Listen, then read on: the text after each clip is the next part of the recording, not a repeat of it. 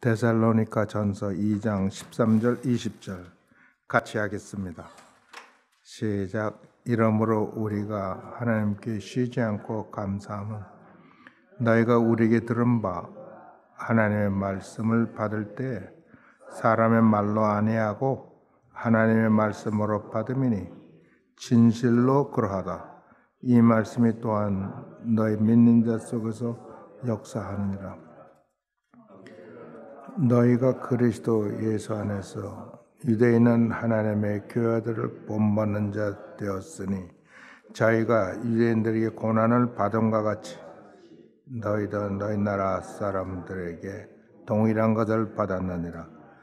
유대인은 주 예수와 선지자를 죽이고 우리를 쫓아내고 하나님을 기쁘시게 아니하고 모든 사람에게 대적이 되어 우리가 이방인에게 인하여 구원 얻게 함을 저희가 금하여 자기 죄를 항상 체험해 노하심이 끝까지 저에게 임하였느니라. 형제들아, 우리가 잠시 너를 떠난 것은 얼굴이요 마음은 아니니 너희 얼굴 보기를 열정으로 더 힘쓰노라. 그러므로 나 바울은 한 번 두 번 너희에게 가고자 하였으나 사단이 우리를 막았도다. 우리의 소망이나 기쁨이나 자랑의 멜류관 그의 강림하실 때 우리 주 예수 앞에 너희가 아니냐. 너희는 우리의 영광이요 기쁨이니라. 아멘.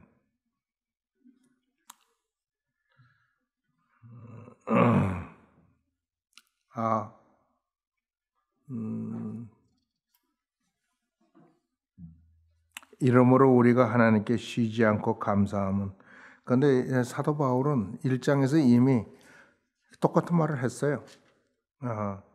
내가 너희를 생각할 때마다 항상 하나님께 감사하고 항상 그냥 감사가 넘치는데 그 이유가 뭐냐? 1장에서는 너희들의 믿음의 역사와 사랑의 수고와 그 주 예수의 강림하심의 소망을 인내로 기다린다 하는 이 세 가지 믿음, 소망, 사랑, 고린도전서 13장의 마지막의 결론으로 사도 바울의 믿음, 소망, 사랑 이 세 가지는 항상 있을 것인데 그 중에 제일은 사랑이라 그랬는데, 여기에서 보면 믿음의 역사와 사랑의 수고와 주의 강림의 소망을 인내하는 이것을 보게 되면 믿음이 없이는 아무것도 안 돼요. 사랑을 수고도 믿음 때문에 하는 거고 그리스도의 재림도 소망도 다 믿음으로 하고 있습니다. 그러나 성서가 이야기하기를 믿음의 결과로 보여지는 것이 사랑이기 때문에 그 사랑이 제일이다 그렇게 말씀하신 것으로 생각되어집니다. 그러니까 우리의 믿음의 표시가 사랑으로 나타나지 않고 소망으로 나타나지 않으면 좀 곤란합니다. 곤란하다는 건 심히 곤란한 겁니다. 이 곤란은 어떤 곤란이냐면 천국에 갈 수 있느냐 없느냐, 들어갈 수 있느냐 없느냐, 하나님의 자녀가 됐느냐 안 됐느냐, 이런 것들이니까 심히 곤란한 겁니다.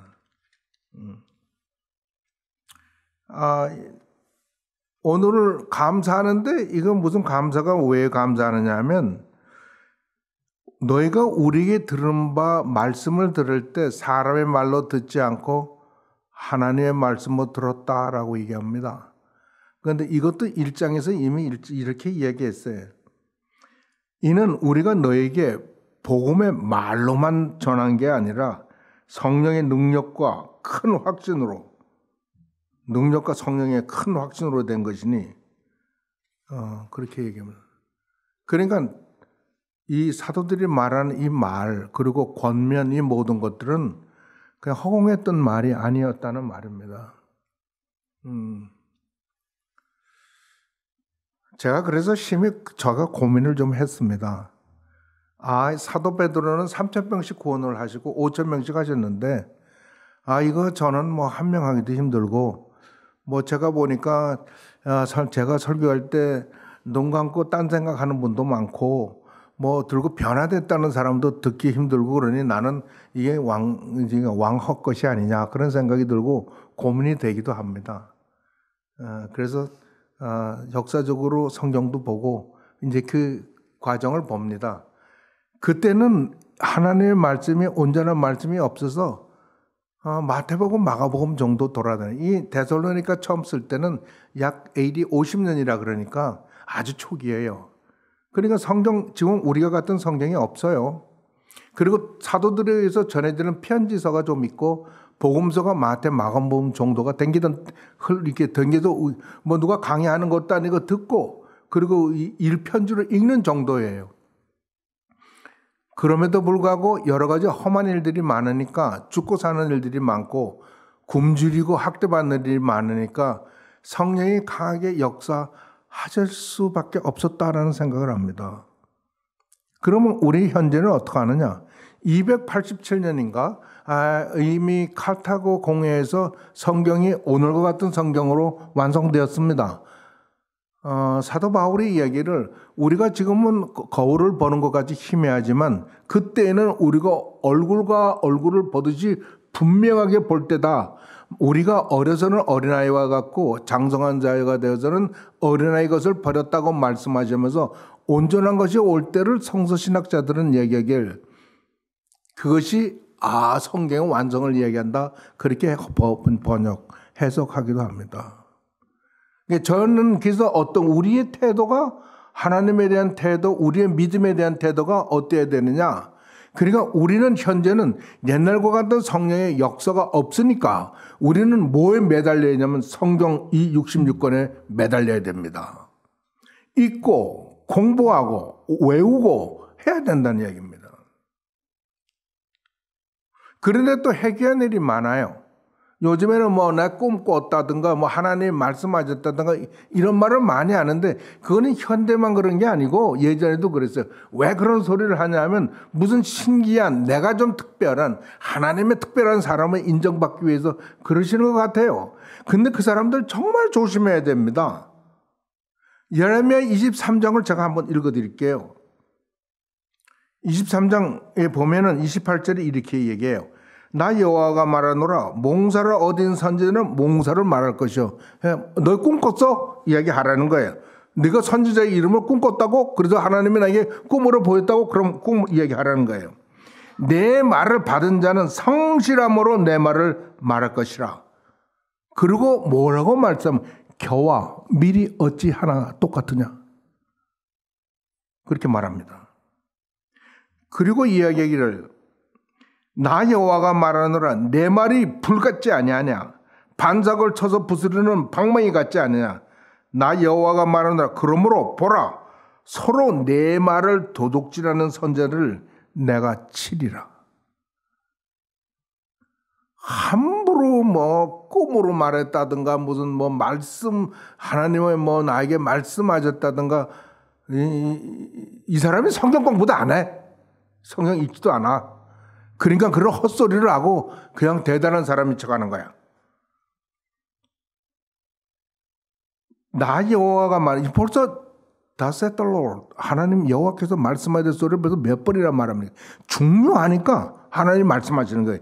딴 소리가 아니라 내 여호와 나 하나님이 하는 말이라는 거예요. 그들이 혀를 놀려.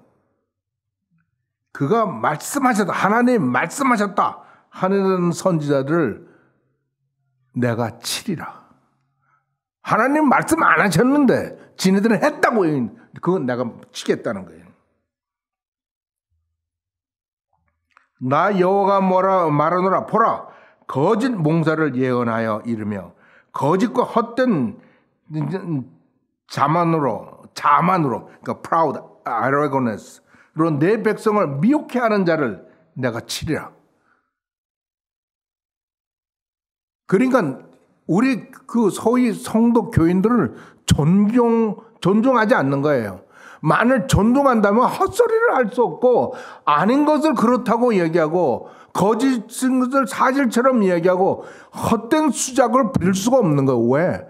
그들은 하나님의 자녀고 천국에 하여튼 모든 하나님의 약속을 받을 자라고 생각한다면 그럴 수가 없는 거예요. 존중해야 되고 그래야지. 그리고 참 하나님 말씀만 전해야지. 그러니까 하나님께서 치겠다는 거. 하나님이 치니까 볼장 다 본 거예요. 이 무서운 걸 몰라. 하나님 말씀을 읽지를 않아. 그냥 읽었더라면 그럴 수가 없지. 헛된 자문으로 내 백성을 미혹해 하는 자를 내가 치리라. 내가 그들을 보내지 아니하였으며 아무 유익이 없느니라. 내가 보내지 않은 사람이 하는 일도 유익이 없어요. 여호와의 말이니라.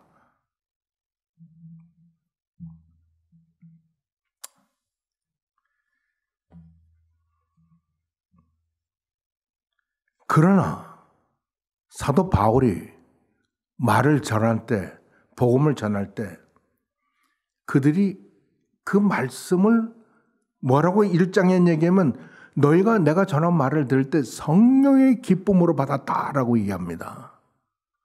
성령의 기쁨으로 너희가 받았다. 그러니까 여기에 말로 하나 사람의 말로 아니고 하나님의 말씀으로 받으니 진실로 그러하도다 하는 증거가 뭐냐면 여기에 나오는 너희가 내가 전하는 말을 받을 때는 그런데 그 말을 하나님 이게 사람의 말로 받지 않았다는 말은 이것은 전통이나 어떤 유전대에 나오는 말이나 어떤 소위 좋은 덕담이나 이런 말로 받지 않았다는 그 받았다는 말이 그런 의미입니다. 그러나 두 번째 하나님의 말씀으로 받았느니라고 하는 이 받았느니라는 이 말씀은 이들이 성령의 기쁨으로 받을 수 없으면 진리, 하나님의 말씀, 역사하는 말씀, 히브리서의 말씀은 살아있고 운명력이 있어서 날 생각과 같아서 우리의 혼과 영과 골조를 쪼개기까지 하는 그 말씀으로 받았다는 거예요. 성령의 역사가 있었다는 거예요. 그 말씀이. 그러므로 그들이 성령을 받았을 때 기쁨으로 받았는데 어떤 상황에서 받았느냐 하면 편안하고 좋고 모든 게 넘치는 중에서 받은 게 아니라 마친 트래블레이션이라고 그럽니다.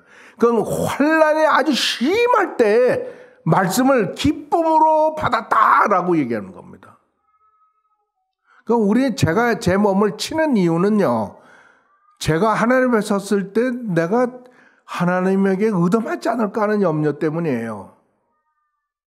이 성도들은요. 어려움이 있을 때 성령의 기쁨으로 받고 그랬는데 우리는 편안하게 너무 마이크로 시스템이 어디 있습니까? 마이크로 시스템 생긴 지가 얼마나 됐어요. 이거 음악 덥고 춥고 다 조절하지 않습니까? 이 안에서. 그리고 전부 다 푹신한 의자에 앉아서 몇 시간 앉아도 괜찮잖아요. 옛날에는 풀밭에 돌 위에 앉았어요.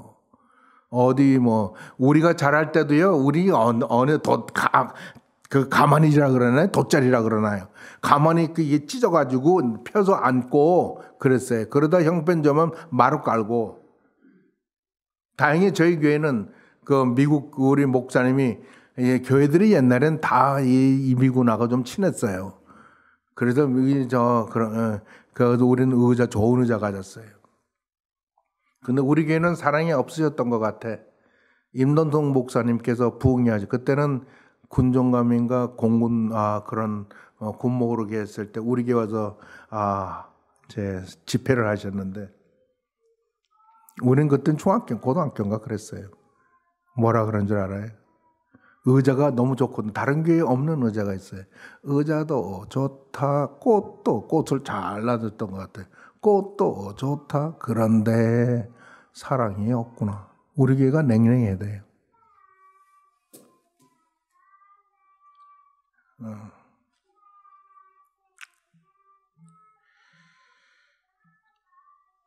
사람의 말씀으로 받지 않고 하나님의 말씀으로 받으니 진실로 그러하다. 그래서 이 말씀이 너희 속에서 역사하느니라. 여러분 말씀이 우리 속에서 여러분 속에서 역사하고 있습니까? 있어야 됩니다. 안 하면 안 됩니다. 있어야 됩니다.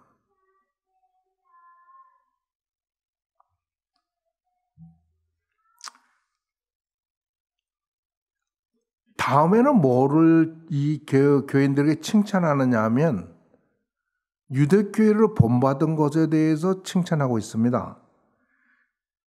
형제들아, 너희가 그리스도 예수 안에서 유대에 있는 하나님의 교회들을, 그러니까 유대에 있는 교회나 데살로나가에 있는 교회나 같습니다. 다 그리스도 안에 있는 교회입니다. 그러니까 우리는 그런 눈을 그런 마음을 가져야 돼.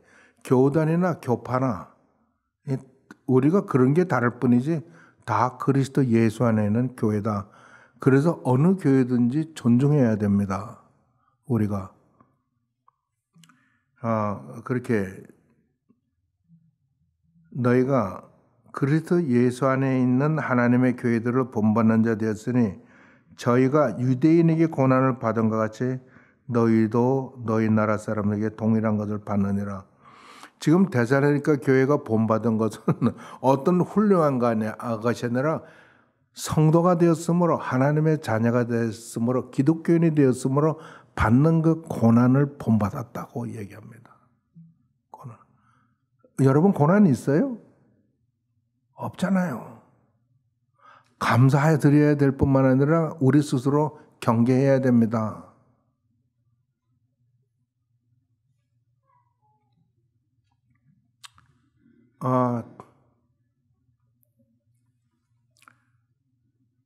그 일본 분 엔도 서스큐라는 분이 쓰신 침묵이라는 책이 있습니다. 배경은 17세기에 그 스페인, 포르투갈 이런 사람들이 일본에 와서 선교할 때인데 쇼군이 엄청스럽게 이들을 핍박을 해서 그때 많이 죽었습니다. 그런데 거기에 로드리구에스라는 사람 신부가 있는데 이분은 자기 친구와 함께 일본에 몰래 들어갑니다.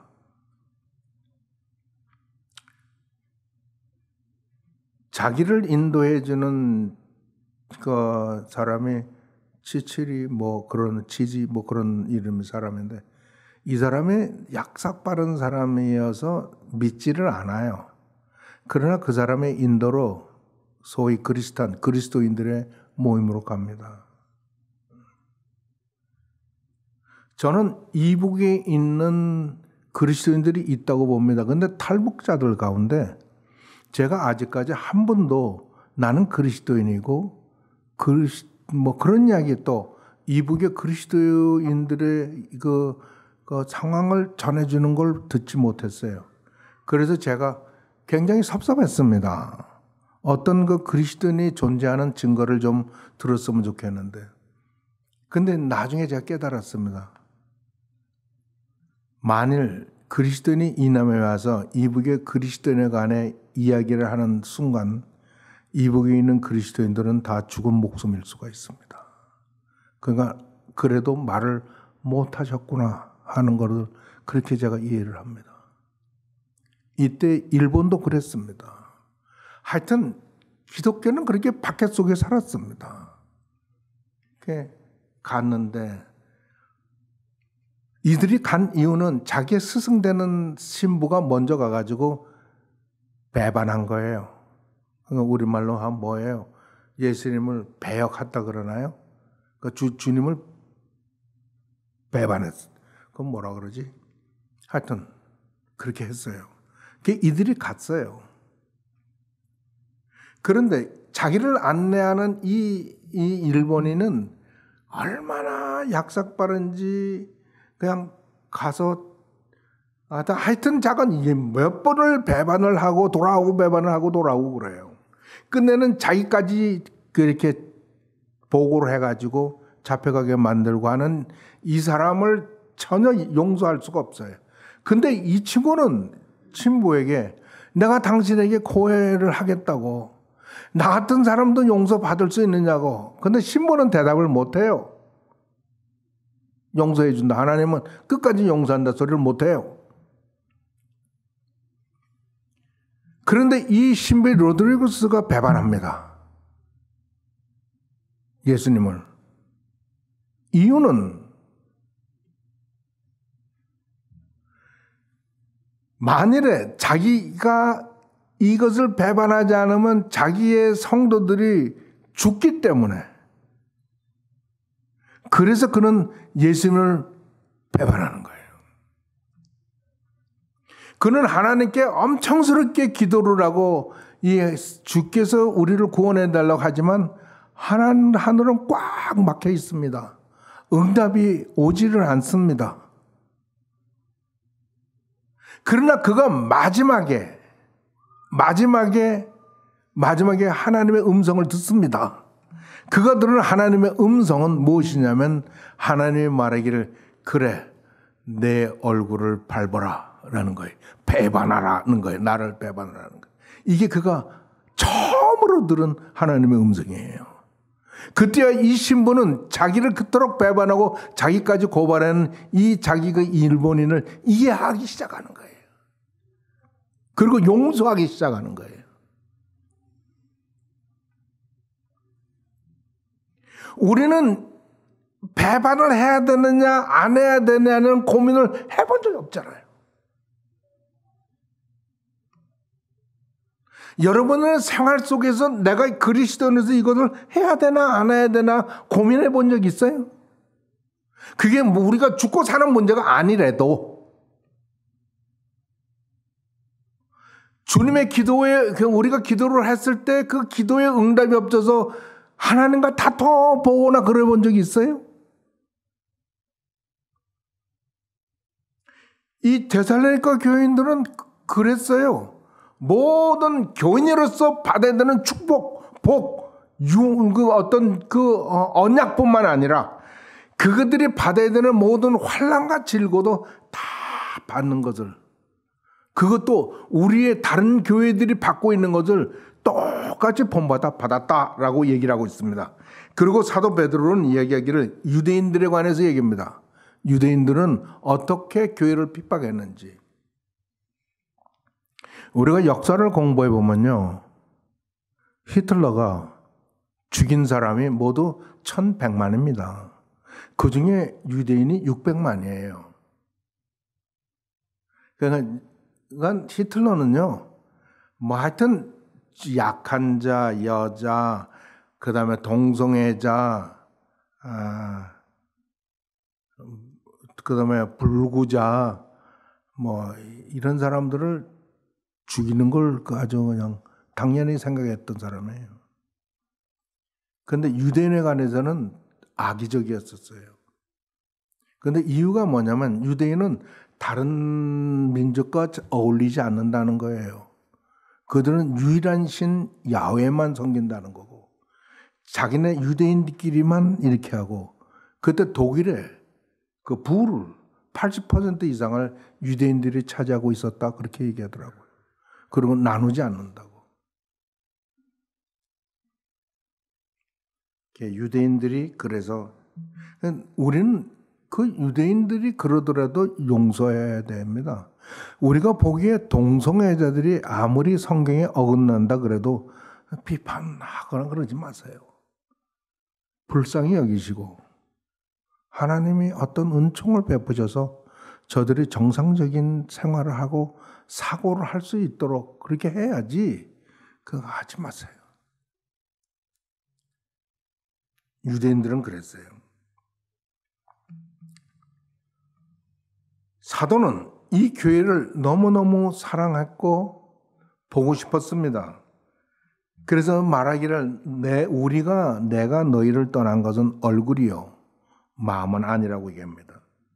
내가 너희들의 한두 번 가고자 했다는 이 말은 결심했다는 거예요. 그러나 사단에 막았다. 우리 3장에서 보는 갑자기 사도는 얘기하면 주는 우리의 길을 너희에게로 직하게 하옵시며, 얼마나 가고 싶으면 그렇게 얘기했겠어요. 그러한 데살로니가 교회입니다. 그렇게 가기를 원했습니다. 그리고 그는 마지막으로 이야기하기를 우리의 소망이나 기쁨이나 자랑의 면류관이 무엇이냐? 라고 묻습니다. 우리의 소망이나 기쁨이나 자랑의 면류관이 무엇이냐?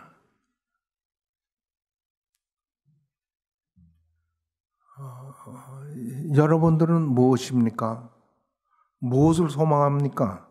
여러분을 기쁘게 하시는 게 무엇입니까? 여러분, 자랑이 무엇입니까? 제가 말씀드릴게요.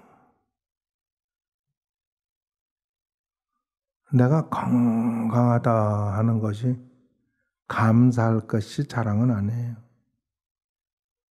소망도 내가 보기엔 우리가 모두 바라는 거지만 긍극적인 소망은 아니에요.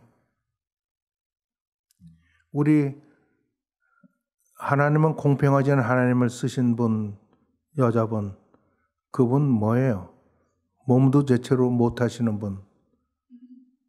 그분 얼마나 행복했는지 아세요? 우리가 잘 아는 헬렌 켈러. 듣지도 못해요. 듣지도 못해요. 나의 주를 그 손의 못자국으로 내가 알겠네. 그렇게 말씀하신 건 그분은 손으로 만져봐야 아는 거예요. 그러니까 자기는 나를 구속하신 그 주님을 천국에 이르러서 못자국으로 확인하겠다는 거예요. 주님이. 못자국 난 분이 나의 주님이라는 거예요. 그러나 그분은 얼마나 행복했는지 아세요? 그냥 죽기까지 병원에 누워서 남의 도움으로 살았는 분이 얼마나 행복했는지 아세요? 건강이 우리의 자랑이나 긍극적 소망이 될 수 없어요. 우리 기쁨, 우리가 참 여유 있게 산다든가, 아니면 자녀들이 잘 된다든가, 우리 남편이나 아내가 잘 된다든가, 이게 또 우리 기쁨은 될 수 있지만 긍극적인 게 되지 않아요. 이런 것들로 인한 자랑, 이것도 자랑 아니에요. 여러분이 만약 그런 것을 자랑으로 여기고 아니고를 알 수 있는 방법이 있습니다. 여러분이 그렇지 않으므로 좀 창피하게 생각하거나, 어떤 사람은 자기 아들이, 딸이 그렇지 않은 거에 대해서 부끄럽게 생각하는 분들도 있어요. 그건 난 이상하다고 봐요. 제 아무리 못난 내 자식이라도 그건 내 자식이에요. 그가 아픈 것은 내가 아픈 거고, 그가 못난 것은 내가 못난 거예요. 저 이거 어디서 배운지 아세요? 예수님께 배웠어요. 예수님이 왜 우리 죄를 주셨는데, 내가 이 더러운 죄를 하나님이 자기의 것으로 그렇게 그 대속을 죽지 않으셨으면 나는 아무 소용없는 사람이에요. 하나님이 네 피는, 네 죄는 고귀하고 그럴만하고 그래서 용서가됨으로, 그래서 십자가의 대속의 죽음을 죽으신 게 아니에요. 험악한 죄를 그분이 하신 것처럼 담당하셨다 이거예요. 그래서 그분이 내 주님이 되신 거예요. 이런 것들은 자랑이, 이런 세상적인 이런 건 자랑이 될 수가 없어요.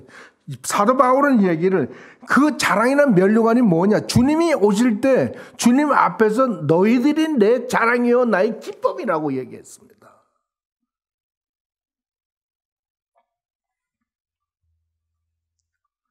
여기에는 그 목회자들의 책임이 많습니다.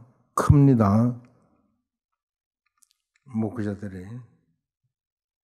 지금 한국의 개신교는 한때는 13%, 16%라고 그랬는데 지금 어떤 분 얘기는 800만도 되지 않을 거라 그럽니다. 옛날에는 미국도 마찬가지입니다. 작은 교회들이 열심히 전도하고 사람들을 교회 이렇게 데리고 오고 훈련시키면 다 옆에 큰 교회로 다 갑니다. 그러니까 큰 교회는 계속 커져. 그런데 미국의 작은 교회가 없어집니다. 1년에 그 목회를 떠나는 목사가 3,000명 이상이라 그래요. 어떤 때는 8,000명이라고 그러고. 그러니까 작은 교회가, 그러면 작은 교회에 있던 분들이 큰 교회로 가면은 그들 안에 다 가면 그것도 좋겠어요. 그런데 이 작은 교회가 없으면서 큰 교회로 갈 때, 만약에 20명이라면 20명이 몽땅 다 큰 교회로 가는 거 아니잖아요. 19명이 갈 수도 있고 10명이 갈 수 있잖아요. 나머지는 다 떨어져요. 교회를 멀리해요. 교회 상처받아서 안 간다. 목사 꼴보기 싫어서 안 간다. 뭐 그러는 거죠.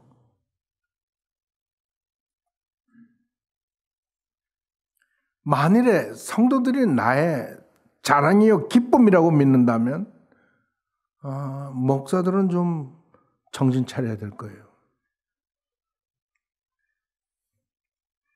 그러나 사도 바울은 이야기를 너희는 우리의 영광이요 기쁨이다. 언제? 주께서 주의 앞에 섰을 때 너희들이 바로 나의 증인이고 너희들이 바로 나의 복음 사역의 열매고 나의 자랑이고 영광이고 기쁨이다. 그렇게 얘기합니다. 여러분이 저를 그런 사람으로 만들 수 있습니다. 난 저를 그렇게 만들 수 있는 사람은 또 어느 분이 목회자로 우리 교회를 담당하든지 똑같습니다. 그렇게 만들 수 있는 사람은 내가 보기엔 교인이에요. 고맙고 감사하신 우리 하나님 아버지, 우리에게 너무 편안해서 걱정입니다. 주의 말씀에 너무 완벽해서 우리는 깨달음이 적어서 이 완벽한 진리의 말씀을 등한히 하고 성령의 강력한 역사를 간구하지만 주여 우리는 성령의 역사에 순종하는 것, 듣는 법을 알지 못합니다. 주님, 우리를 지혜롭게 하시옵소서. 사도 바울의 에베소 교회에 말씀하신 것처럼 지혜와 계시의 정신을 저희 교회에도 부어 주시옵소서. 우리 주 예수 그리스도의 이름으로 기도합니다.